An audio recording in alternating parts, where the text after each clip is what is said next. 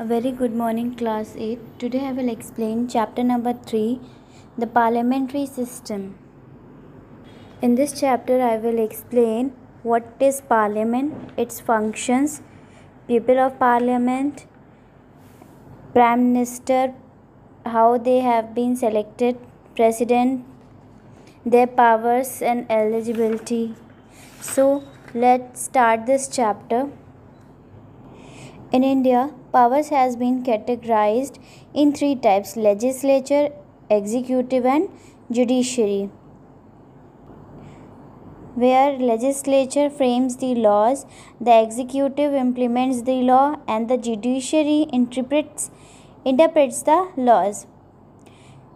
What is parliament?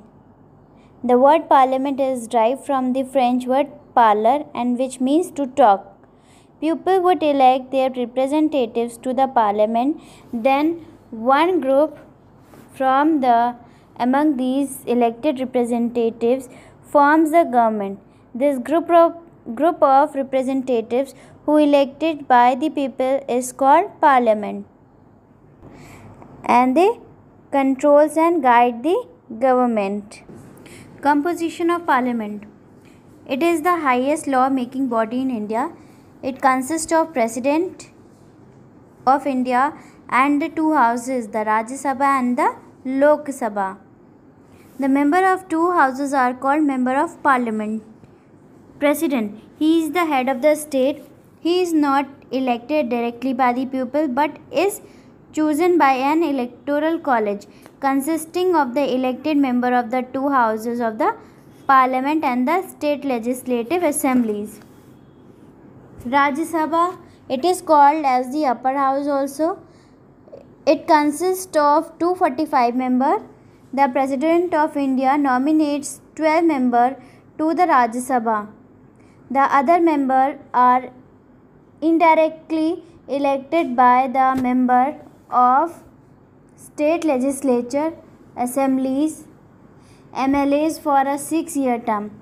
Its eligibility are a citizen of India, minimum.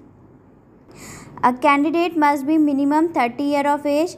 A candidate can be disqualified if he is of an unsound mind, if he has acquired the citizenship of another country, or if he holds any office of profit under the government of India or the government of any state.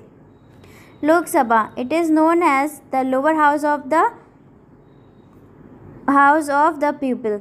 Composition, there are 545 members in this house. This house is made up of the directly elected representatives of the people. Its eligibilities are a member or a candidate must be a citizen of India. He must be at least 25 years of age. A candidate can be disqualified if he is of an unsound mind, or if he has acquired the citizenship of another country, or if he holds an office of profit under the government of India or the government of any state.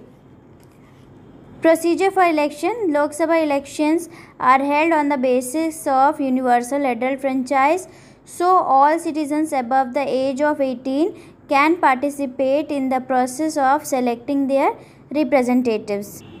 Role or functions of the parliament. The parliament is a system, has immense powers because it is the representative of the people. Elections to the parliament are held in a similar manner as they are for the state legislature. Lawmaking. It is the functions of parliament. Lawmaking is a very important function of the parliament. The parliament can introduce new law and change the old ones. A law is first introduced in the form of a bill. The parliament passes two kinds of bills, a money bill and ordinary bill. What is a money bill? The proposal which relates to the finances of the country is known as a money bill. It can only be introduced in the Lok Sabha. After the Lok Sabha passes the bill, it is sent to the Rajya Sabha. The Rajya Sabha gets only 14 days to consider the bill. The bill is passed as the Lok Sabha, House of the People, has passed it already. The Rajya Sabha can only make recommendation. What is an ordinary bill? It can be introduced in either House of Parliament. The bill has to be passed by both houses separately. After follow some necessary process, the bill is sent to the second house, where a similar process is followed. If the second house does not agree to the bill or it suggests changes to which the house of origin does not agree, or it does not act upon the bill for 6 months, a deadlock is created. A deadlock means it is a situation where no progress can be made. Constitutional Amendment Bill. Constitutional amendment bills deal with the amendment of our constitution. They can be introduced in either House of Parliament. Financial control over the government income. This is the second function of the Parliament. The Parliament exercises control over the government's income and expenditure. The Parliament provides ways and means to raise the revenue required and also ensures that the money so granted has been spent for the authorized purpose. Third function is budget. The government places its annual budget before the Parliament. The budget shows the income of the government in detail and how the money will be spent during a particular year. Fourth function is control over the executive. The Parliament keeps a check on the minister and their work. Members of the Parliament have the right to question the ministers about the policies and programs of the government. Fifth function is organ of information. The Parliament works as an organ of information. The information provided by the Parliament is truthful and precise. This information is collected not only through debates but also through the specific medium of question to minister. Thus, the Parliament is not just a law-making body but also a multifunctional institution. Do you know that why do we need a Parliament? Let me explain. Our constitution has adopted the parliament system of a government. The term parliamentary refers to a kind of people's representative called parliament. Parliament exercises supreme political authority on behalf of the people. Example, debating a bill usually refines it to a better form. While the government points out only its advantage, the opposition looks beyond the horizon and tries to foresee its undesirable side effects. Parliament acts like a sieve which lets through only fine granules for nation in the form of law. The Parliament not only makes laws, new laws and changes, but also abolishes existing laws.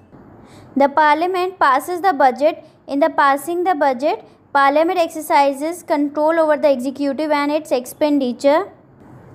Our Parliament also enables citizens of India to participate in decision making and control the government, thus making it the most important symbol of Indian democracy and a key feature of the Constitution.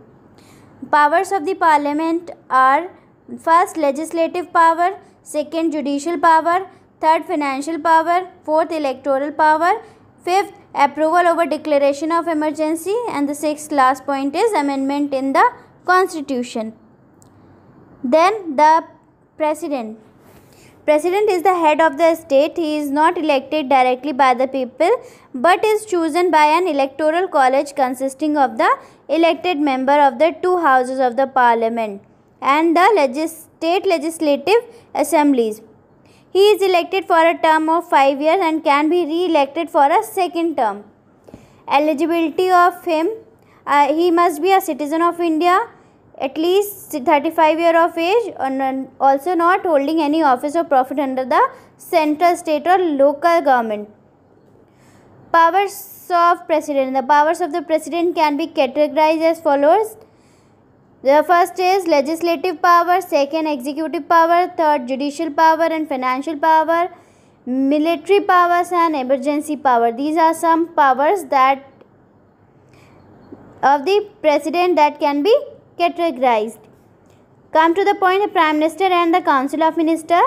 The Prime Minister is the head of the majority party. He is also the leader of the Lok Sabha. He is the link between the President and the state legislature. President acts on the advice of the Prime Minister. He is also responsible for the effective function of the government. Council of Ministers. There is a Council of Ministers headed by the Prime Minister. The Council of Ministers is divided into Cabinet Minister, Minister of State, Deputy Minister. Their eligibility of Prime Minister is he must be a man of either House of the Parliament. However, a person who is not member can be appointed for 6 months, but he has to obtain membership of other house during this time. Working of the Council of Ministers. The Council works under the Prime Minister as a team. It is collectively responsible and is answerable to the Parliament for any decision taken by it. That's all about the chapter class 8. Hope you all have understood this chapter. Please read this chapter from your books. And please like, share and subscribe this video and press the bell icon. Thank you.